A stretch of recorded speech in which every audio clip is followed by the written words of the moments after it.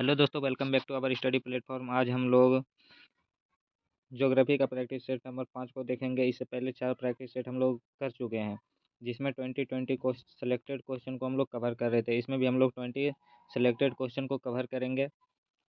तो आप लोग वीडियो के अंत तक बने रहे। 5 से 6 मिनट का आपका वीडियो होने वाला है, जिसमें हम आपको टॉप 20 ज्योग्राफी क्वेश्चन को कवर करवाने जा रहे हैं। तो चलिए, अगर आप लोग चैनल पर नए हो तो चैनल को सब्सक्राइब कर ले और वीडियो को अपने दोस्तों में शेयर कर दें। तो चलिए, ना देरी करते हुए चलते हैं हम लोग अपने पहले प्रश्न पर। और अगर आपको इसका पीडीएफ चाहिए तो टेलीग्राम लिंक को कमेंट बॉक्स में पिन कर दिया गया है, वहाँ से जाकर आप लोग टेलीग्राम चैनल को ज्वाइन करके पीडीएफ प्राप्त कर सकते हैं।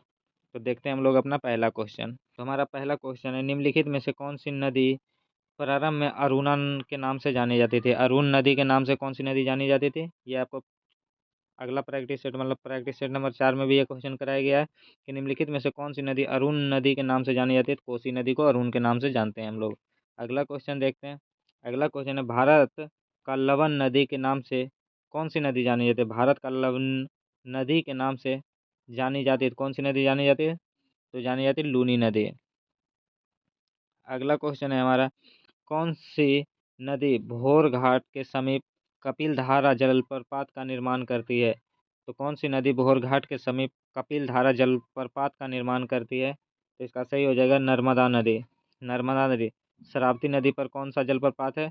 तो जोग या गरसोप्पा जलप्रपात कहाँ है? शरावती नदी। और ये कहाँ है? कर्नाटक में। जोग या गरसोप्पा जलप्रपात शरावती नदी पर है। अगला क्वेश्चन है हमारा, क्षिप्रा नदी निम्नलिखित में से किसकी सहायक नदी है? तो क्षिप्रा किसकी सहायक नदी है? तो चंबल की सहायक नदी है। अगला क्वेश्चन है हमारा, निम्नलिखित नदी युग्मों में से कौन ज्वार नद का निर्माण करती है? तो कौन ज्वार नद का निर्माण करती है, ये आपको बताना है। तो इसका हो जाएगा गंगा और ब्रह्मपुत्र ज्वार नद का निर्माण करती है। अगला क्वेश्चन है हमारा,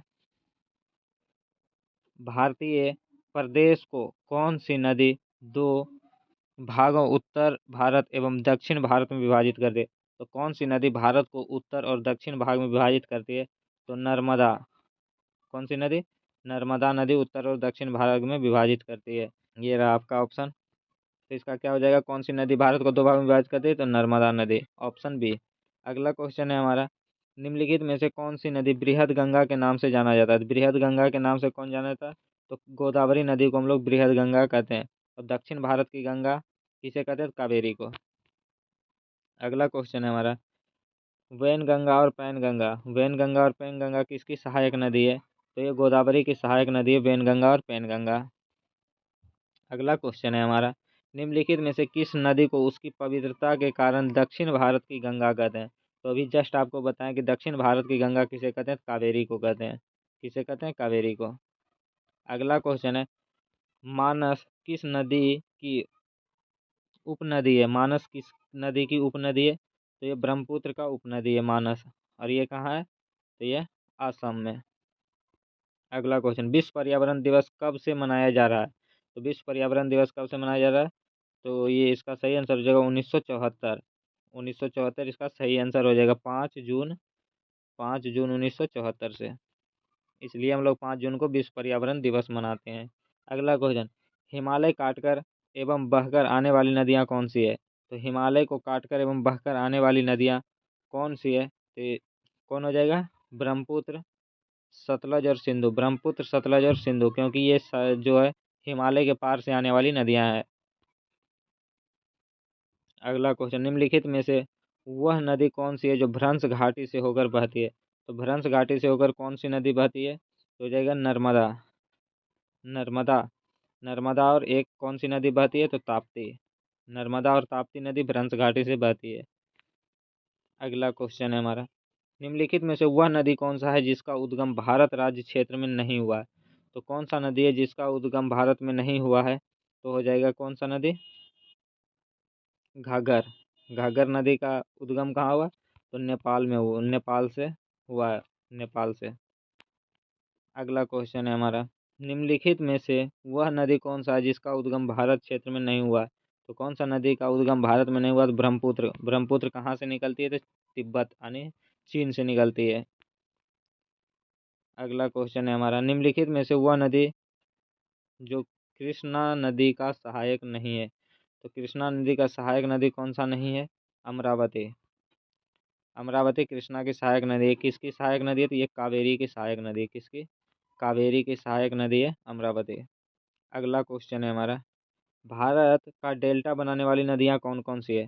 तो डेल्टा बनाने वाली नदी में अगर नर्मदा आ जाए तो ये गलत हो जाएगा, क्योंकि नर्मदा नर्मदा और ताप्ती जो है वो एस्चुरी बनाती है। क्या बनाती है? एस्चुरी बनाती है। तो नर्मदा और ताप्ती जिस ऑप्शन में है वो तो होगा नहीं। तो किस किस में? इसमें भी नर्मदा है तो ये भी नहीं होगा, क्योंकि नर्मदा और ताप्ती एस्चुरी बनाती है। तो इसका सही आंसर क्या हो जाएगा? कावेरी, गंगा और महानदी। ऑप्शन सी हो जाएगा इसका करेक्ट आंसर, क्योंकि ये तीनों नदी जो है डेल्टा बनाएगी, बाकी नर्मदा और ताप्ती जो है वो एस्चुरी बनाती है। अगला क्वेश्चन है, भागीरथी और अलकनंदा, भागीरथी और अलकनंदा कहाँ मिलकर गंगा बनाती है? तो देव प्रयाग इलाहाबाद में मिलकर ये गंगा का निर्माण करती है, गंगा नदी बनाती है। अगला क्वेश्चन है हमारा, निम्नलिखित में से कौन सी नदी विंध्य तथा सतपुड़ा पर्वत श्रृंखला के मध्य से होकर बहती है? निम्नलिखित में से कौन सी नदी विंध्य तथा सतपुड़ा के पर्वत श्रृंखला के मध्य से होकर बहती है? तो इसका भी हो जाएगा नर्मदा। ऑप्शन आपको दिखा देते हैं, ये रहा आपका ऑप्शन। तो नर्मदा हो जाएगा इसका करेक्ट आंसर की। विंध्य और सतपुड़ा के मध्य से बहने वाली नदी कौन सी है? तो नर्मदा। अगला क्वेश्चन है, प्रायद्वीप भारत की सबसे बड़ी नदी कौन सी है? तो प्रायद्वीप भारत की सबसे बड़ी नदी हो जाएगी नर्मदा।